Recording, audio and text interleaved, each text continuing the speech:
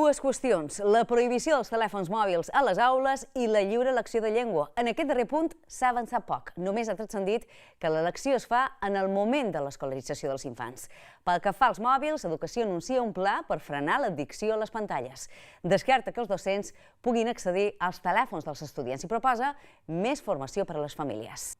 Primer de tot, que s'ha de fer una formació per pares, que és molt important. Una altra per al professorat. I després, davant els lots que se troben amb unes addiccions excessives a les pantalles digitals, també fer un pla específic on se pugui intervenir des de l'administració. L'esborrany conté la prohibició de l'ús dels mòbils a infantil i primària i el permet únicament en casos excepcionals a secundària.